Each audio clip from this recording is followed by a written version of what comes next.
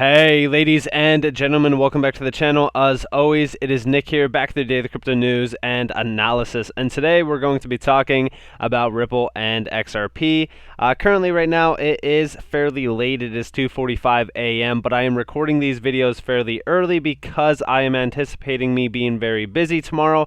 If the market does do a significant move, I will 100% be reporting on it live, but I don't suspect anything sort of crazy like that happening, to be completely honest with you. I still think that we are in this, sideways chop city range.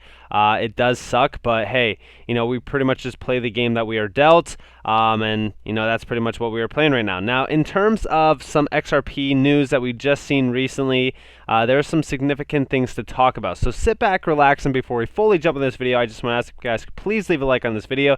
It does help the channel grow immensely, and I do greatly appreciate it. You guys have no idea how much it actually does help the channel when you do leave a like. So if you guys could like this video, it does go a long way.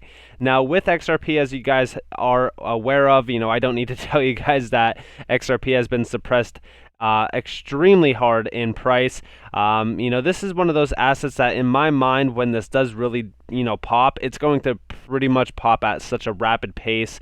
It's going to be the last one that that moves. I am sorry if I'm the only YouTuber to tell you guys that, but XRP is the last to move, as we do see even going back to 2017 and even going back to 2013. Now, I will be completely honest with you guys, I was completely wrong on the idea that XRP would have been topping around the same point in time as 2017 and 2018. In fact, I did say that we could lengthen this by at least 1 month, so around February, so we do have a little bit more time, but honestly speaking, we could even push those dates a little bit further ahead in time due to the Q1 and Q2 possible topping points for crypto. Now, with that in mind, there is quite a bit of things to talk about that are happening with possibly a settlement.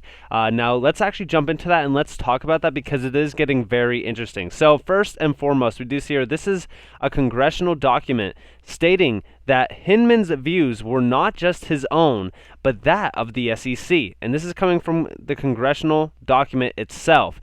This is talking about securities regulation and initial coin offerings, a legal primer, and we do see here the SEC's views. And then we also see the Hinman speech pretty much being highlighted here.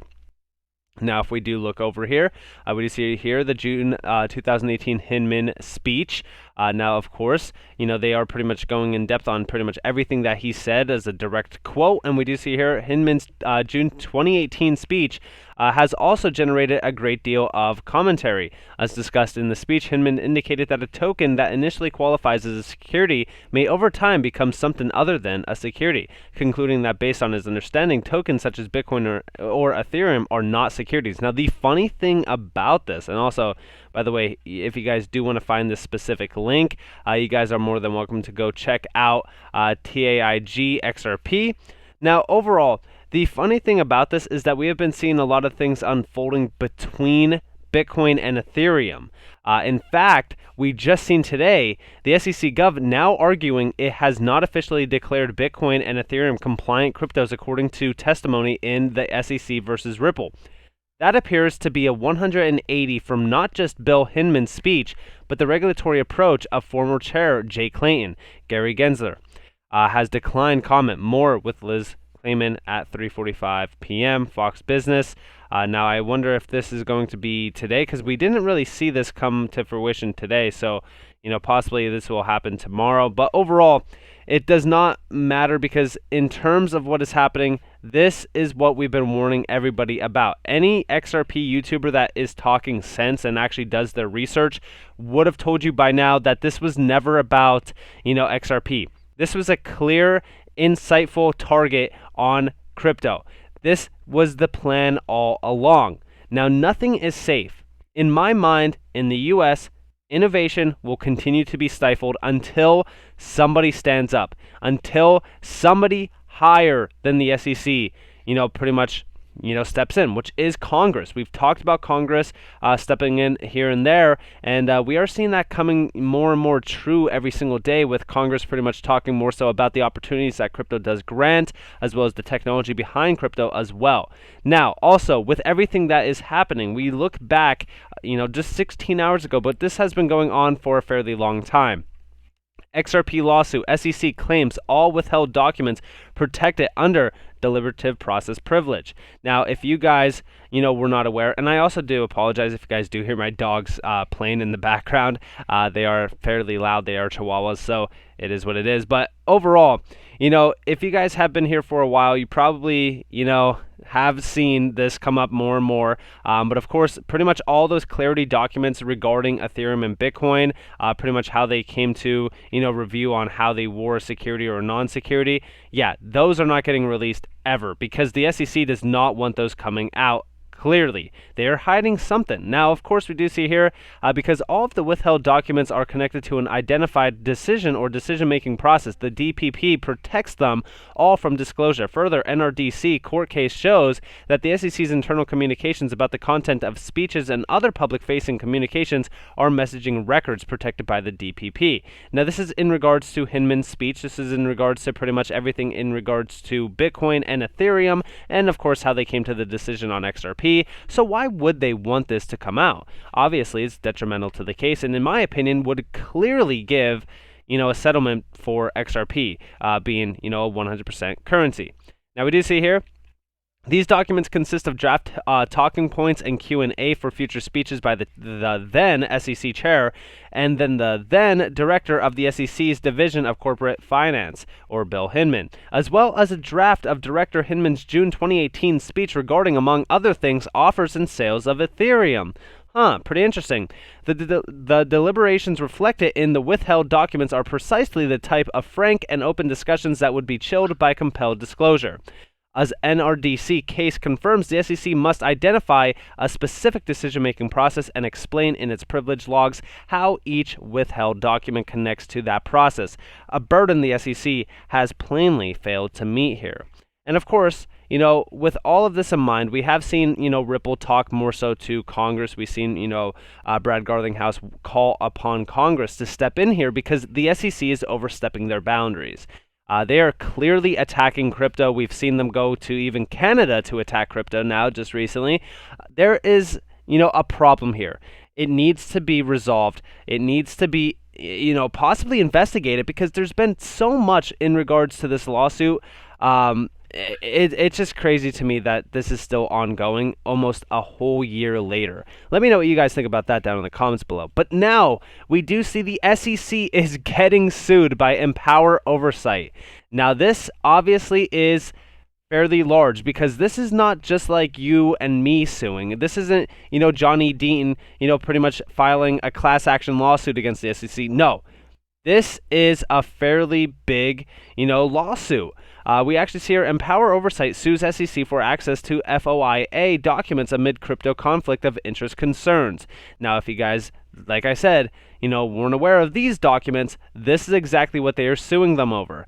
They obviously, see that there's a conflict of interest. There's a problem within those documents. They don't want those to get released. And Empower Oversight is obviously seeing that. Now, of course, with all of this in mind, this is actually going to go down in history as probably one of the most corrupt cases in history ever. Okay, and we do see here, as a result, Empower Oversight filed a complaint against the SEC in the U.S. District Court for the Eastern District of Virginia to compel the SEC to comply with the other 6 categories of the FOIA request. So this is going to get very juicy very fast, in my opinion. Okay, and this, in my opinion, again, this is my opinion, could lead to a massive, shocking event where we do see us march forward on into Q1 and Q2 of 2022. Maybe the market, goes on a massive rally like a lot of people do suspect, myself included, and of course a settlement does happen and XRP takes the wheel. And in my opinion, this all goes back to everything that we've been talking about since the inception of this case. The clear and evident overall corruption. And they are bringing that up. They are even talking more so about, One River here as well. We even see here, finally, former SEC Chairman Jay Clayton may have had conflicts of interest when he declared that Bitcoin was not a security. After his time at the SEC, Clayton joined a cryptocurrency hedge fund, One River Asset Management, that only worked on Bitcoin and Ethereum, and they had over $1 billion in assets. Wow. I mean, come on. This is awesome to see nonetheless. I think that this is going to really spark a massive debate. And in my opinion, I think that this is really going to march us forward on to getting another W within this lawsuit. Now, we also see here, boom, Ripple, the whistleblowers files against the SEC Gov. The records at issue in this case concern potential conflicts of interest by former high-level officials at the SEC relating to crypto. And, you know, a lot of people are like, can you summarize this a little bit? Can you tell me more about this? Obviously, this is getting some juicy overall substance. Now, with everything that's been happening, and if we are looking more so for Q1 and Q2, we also have to look at this. Here's why next Flare Songbird release is crucial. Because honestly, if we're talking about Flare, you know, we do see here, the next major update to Songbird coming in Q1 next year will form the launch candidate for Flare. If it passes testing on Songbird, then Flare can be launched in Q1 of 2022. So this is actually fairly big because, like I said, with everything happening, if we're talking more so about everything unfolding in Q2 or Q1 of 2022, this is going to be huge for XRP, and in my opinion, it's going to skyrocket in value. And it does kind of perfectly make sense, especially if we do see, XRP being the last to run. In my opinion, there's a lot of altcoins right now on the 24-hour spend that are making some moves. EOS was one that really kind of stood out to me because it is an OG laggard asset and it does, usually run last a little bit.